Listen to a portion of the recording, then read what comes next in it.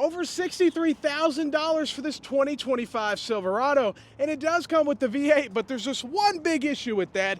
You guys know the V8 5362 have been completely grenading themselves, complete engine failure, and it's a huge issue. And there might be a huge recall with the 6.2 liter, but they really need to include the 5.3 as well, because if you don't know, they've been having lifter failure, the whole cylinder deactivation. It's all trying to increase fuel economy, but it's literally destroyed the whole engine. So I would argue it's been worse for the environment, trying to save 2 miles per gallon, ended up causing you to replace hundreds, if not millions of engines over the years. Look at that, $79,000, 2025 Tahoe.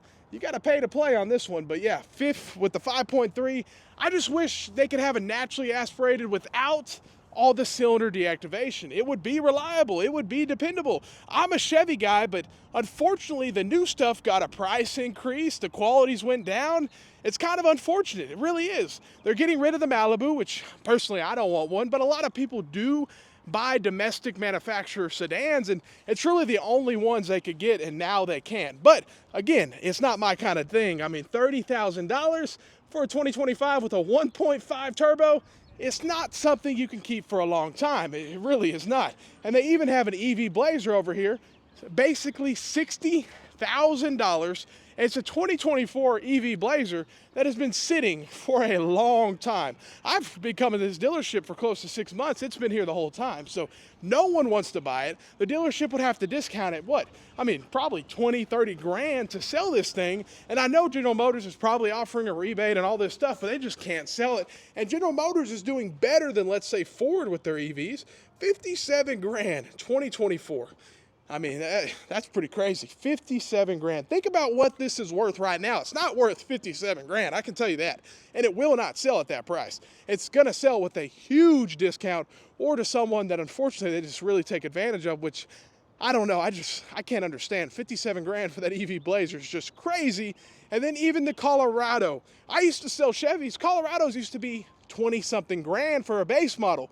Now, you walk up to them, they're 40 grand, and you don't even get the V6 anymore. They used to offer, I believe it was a 4-cylinder and a V6. Now, you can only get the turbocharged 4-cylinder engine. Look at that, 38 grand. Wow, I mean, come on. 2024, is this a, yep, 2-wheel drive for 40 grand. And you're only gonna get the 2.7. There's no way around that. And some people love it, but most miss the V6 because it was a naturally aspirated V6. And it's like, why is Nissan the last one to hold out? And I guess Honda did hold out as well, but it's like, why did Chevy not stick with that naturally aspirated V6? Let's look at this one real quick and see what it is. I bet all these are close to 40 grand. Yeah, 38 grand right here. Yep, 2024 2-wheel drive with a 2.7. And it's kind of crazy because the 2.7, it's had issues, but it hasn't been as bad as the V8 with the whole lifter failure because there's so many people who have it. But would I buy a 4-cylinder truck, especially in a full-size truck like this one we're looking at? No, I'm not a fan of it. And you got to think, it's close to 50, almost 60 grand for this truck. But it's a 4-cylinder turbocharged truck. I mean, come on, you know, it's almost laughable. Let's see what it costs. I bet it's anywhere, it has to be close to 50. Yeah, right at 50. That's where we're at. So 50 grand. And yeah, it's going to be the turbocharged 2024. And we're supposed to be seeing 2025s at General Motors. And a lot of General Motor dealerships, a lot of Chevy dealerships I go to are all 2025s, but not this one. They are stuck 24, 24, 24 with all this 2024 inventory. And I almost argue they're probably not discounting like other dealers because people are shopping around and they know they can go to another dealership and get a better deal. I mean, that might be the case. I'm not sure, but it is quite unique that they have all 2024s pretty much, while a lot of the other Chevy dealerships have mainly 2025s. But I can tell you one thing, almost everything you're looking at is overpriced. It's having more issues than ever, and the quality is lower than, I mean, it's pretty damn low. And it's like, it's sad because I used to like Chevy, I did, but for 66 grand, you get the 5.3, but you know, I mean, there's probably gonna be some issues. Like, I almost guarantee you, if you buy any of these trucks, you're going to take it in for service. It's like a almost guaranteed thing. There's no way you can buy this truck and not have an issue in the first 36,000 miles. Like, it's just a fact. And that's the crazy part, is it used to not always be like that.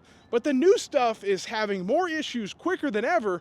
So we'll see how it does long term, but it's not looking pretty because it's literally having issue after issue after issue. And we're talking about brand new trucks, guys, brand new trucks. So let me know what you think, but most of this is overpriced and a lot of people are saying no, and they simply don't want to buy it. Let's look at the Suburban before we get out of here because I bet it's 100 grand probably, but people love these things and they will keep buying them, that's for sure. Look at this, 77 grand, but you're only getting that 5.3, not the 6.2, four-wheel drive 2025 RST.